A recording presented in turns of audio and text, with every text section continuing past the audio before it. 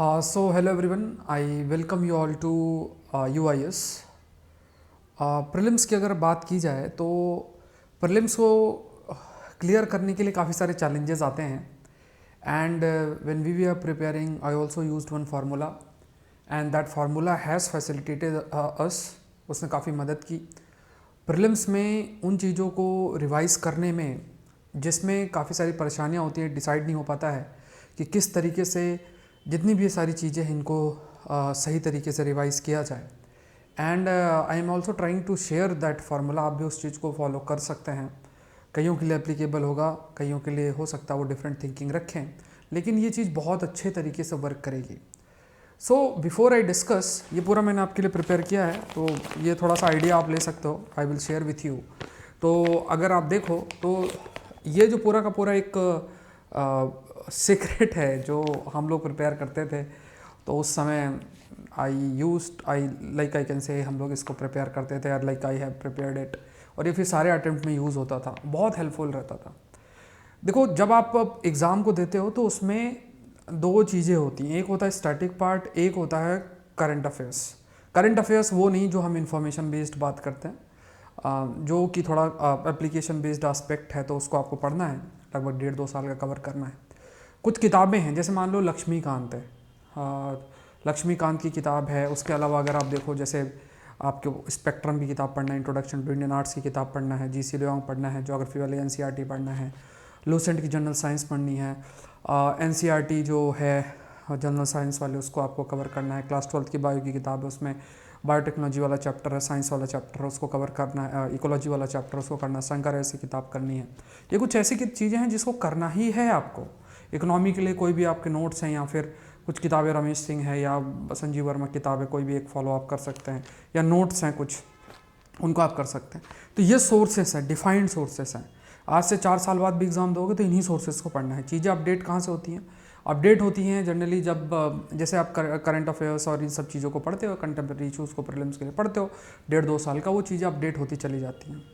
अब जनरली जैसे मान लो आप मैं आपको हाईलाइट करता हूँ, जैसे फॉर एग्ज़ाम्पल बहुत सारे लेवल पे, जैसे जब आप लोग नोट्स प्रिपेयर करें तो सबसे बड़ा जो चैलेंज आपके लिए होता है दैट बेसिकली इज़ कि सबसे बड़ा जो चैलेंज होता है वो होता है आपका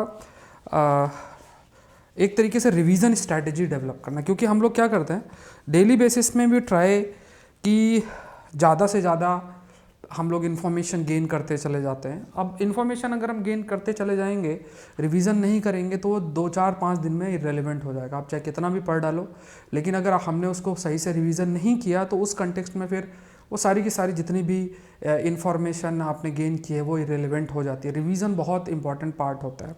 तो रिवीजन के लिए आप जो है इस तरीके से कार्ड्स प्रिपेयर करो, ठीक है। ये अगर आप देखो तो जैसे if you can see here, ये इस टाइप से सारे के सारे जो कार्ड्स हैं वो कार्ड्स प्रिपेयर्ड है ना। तो अब ये जो कार्ड है, जैसे ये पॉलिटी से रिलेटेड कार्ड्स है, ये कार्ड आप देखो। अब इसमें क्या होता है, ये आप पूरे के पूरे कार्ड देख रहे, अभी शायद कुछ बचे नहीं हैं, तो बाकी ऑलमोस्ट सारे ही हैं, थोड़ा एक छोटा पार्ट हाँ ये नीचे दिया हुआ है। तो देखो, ये जैसे अगर ये वाला छोटे से कार्ड्स देखो, ये कार्ड्स अगर अब देखो, अब इसमें पूरा का मतलब इसमें लगभग 20 के आसपास कार्ड्स हैं इस टाइप से।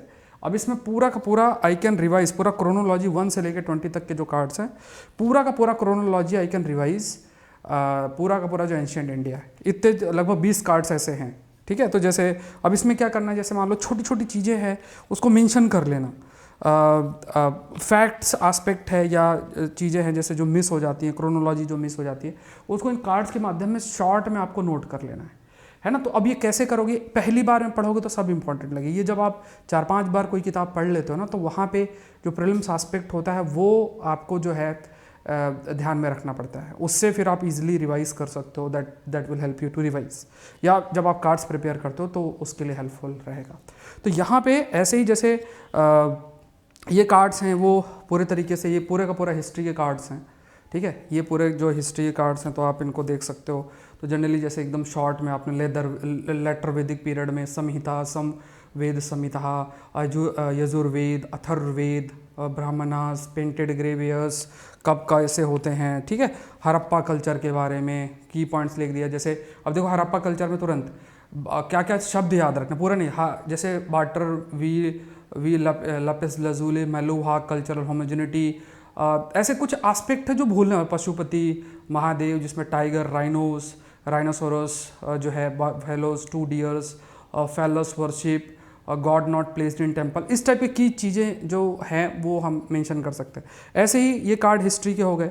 ऐसे ही सिमिलर कार्ड्स जो हैं कई बार I have prepared miscellaneous also, geography के भी सिमिलरली आई हैव प्रिपेयर्ड। अब जैसे ये पूरा का पूरा कार्ड जोग्राफी का सारा जो एनसीईआरटी है वो इसमें पूरी एनसीईआरटी है। आप मानो कितना, 4 घंटे आप दे दो, 3 घंटे ज़्यादा से ज़्यादा, पूरा का एनसीईआरटी पहले पढ़ रखा है, ये चीज़ें भूल जाती हैं। तो ये पूरी की पूरी एनसीईआरटी है। अब एनसीईआरटी में ऐसा नहीं कि पूरी एनसीईआरटी उतार दो, एनसीईआरटी जब पढ़ते हो कुछ चीज़ें जो हैं वो मिस हो जाती हैं।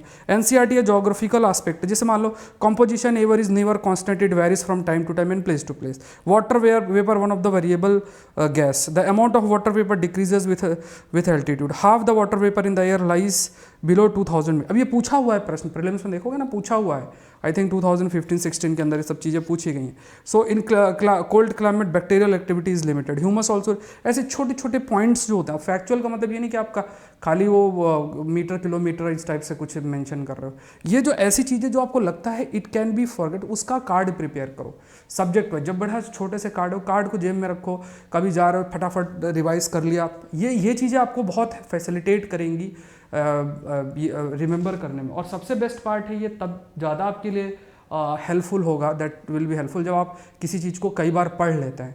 अगर आप किसी चीज़ को कई बार पढ़ लेते हैं तो वो चीज़ आपको रिवाइज भी करने में काफ़ी अधिक जो है वो मदद करेगी, मतलब नोट्स प्रिपेयर में, रिवीजन दोनों में मदद करेगी। और आपने रिसोर्स लिमिटेड आपको कर लेना है कि जैसे ये रिसोर्सेस हैं, ये 1 2, मतलब आपने डिफाइन कर लिया कि मुझे यही रिसोर्सेज करने हैं, तो वो रिसोर्सेज आपको पूरे तरीके से उन्हीं रिसोर्सेज पे डिपेंडेंट होकर अपना स्टैटिक पार्ट उसी से करना है।